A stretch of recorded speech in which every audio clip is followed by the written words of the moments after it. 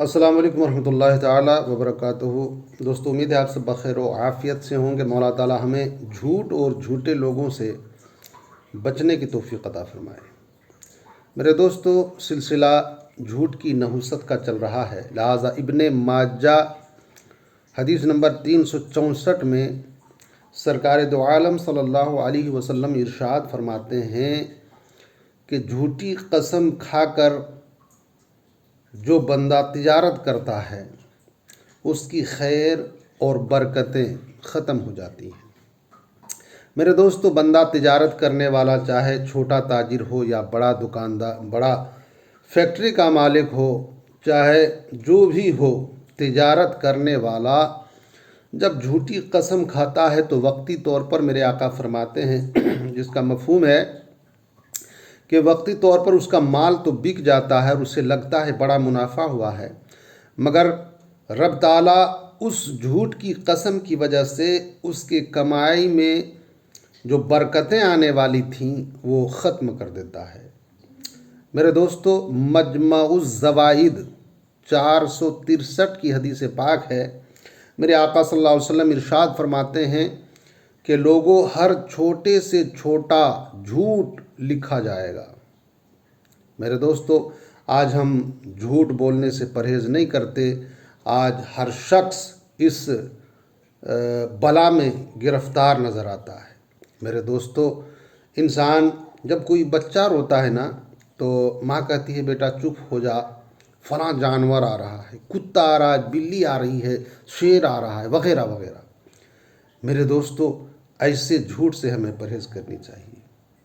چھوٹا سے چھوٹا گناہ، میرے آقا فرماتے ہیں چھوٹا سے چھوٹا گناہ لکھا جائے گا۔ مطلب یہ ہے کہ اگر آپ نے کہیں مہمانی گئے اور آپ کو کسی نے کہا کہ آئیے کھانا کھائیے، تو اکثر عار لگتا ہے، بوجھ لگتا ہے کہ ان کے ساتھ ہم کھانا کھائیں، تو نہ چاہتے ہوئے بھی ہم یہ کہہ دیتے ہیں الحمدللہ ہم کھا کے آئے ہیں، جبکہ وہ بھوکے انسان ہوتے ہیں، ان کی خواہش بھی ہوتی ہے کہ ہم کھائیں، مگر ان کا ناک انہیں کھانا نہیں دیتا، ان کا ناک اونچا ہوتا ہے۔ لہٰذا میرے دوستو، ہمیں ان باتوں سے بھی پرہیز کرنی چاہیے۔ کوئی دوسرا اگر راستہ ہو تو اس راستے کو اختیار کریں، مگر جھوٹ سے پرہیز کرنے کی کوشش کریں۔ میرے دوستو، بخاری و مسلم کی حدیث پاک ہے، 364 کی حدیث ہے، میرے آقا فرماتے ہیں کہ 3 قسم کے لوگوں کی طرف قیامت میں اللہ تعالیٰ نظر نہیں فرمائے گا، نہیں دیکھے گا۔ کیا مطلب؟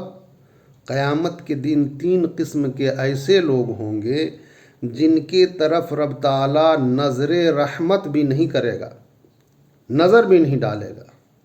آقا فرماتے ہیں پہلا وہ جو جھوٹی قسم کھاتا ہو، جھوٹی قسم کھانے والے کی طرف قیامت میں اللہ تعالیٰ نظر نہیں کرے گا، نہیں دیکھے گا۔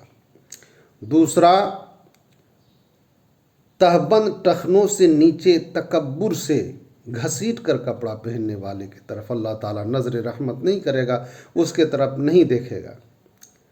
تیسرا، احسان کر کے جتلانے والا، کسی کو آپ نے مدد کی، آپ نے 10-5 روپے دیے، 50 روپیہ، 100 روپیہ، 1000، 10,000، جتنی کی بھی آپ نے مدد کی، اور کبھی ایسا وقت آیا کہ کوئی اونچ نیچ بات ہو گئی تو انسان فوراً اس احسان کو یاد دلاتا ہے، یاد کرو ہم نے تمہیں مدد کی تھی، اتنا روپیہ دیا تھا تمہیں۔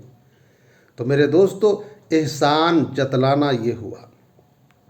تو احسان جتلانے والے کی طرف بھی رب تعالیٰ نہیں دیکھے گا، نظر رحمت نہیں کرے گا۔ لہٰذا میرے دوستو، آج ہر شخص اس لعنت میں گرفتار ہے۔ تقریباً زیادہ تر لوگ جھوٹ کا سہارا لیتے، کہتے ہیں اگر جھوٹ ہم نہیں بولیں گے تو ہمارا کاروبار نہیں چلے گا۔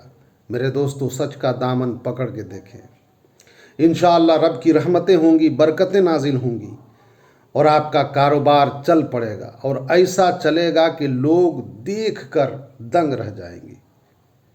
خدا را جھوٹ سے پرہیز کیجیے، جھوٹی لعنتوں سے بچیے، خدا کی پھٹکار سے بچیے۔ لعنت و پھٹکار سے بچیں گے، دنیا میں بھی بھلا ہوگا اور آخرت میں بھی بھلا ہوگا۔ مولا تعالیٰ ہر چھوٹے سے چھوٹا اور بڑے سے بڑا جھوٹ سے مولا ہمیں بچائے، جھوٹ کی نحوست سے، جھوٹ کی لعنت سے مولا ہمیں بچنے کی توفیق عطا فرمائے۔ پھر ملیں گے آپ سے انشاءاللہ العزیز اسی سلسلے میں۔ السلام علیکم ورحمۃ اللہ وبرکاتہ۔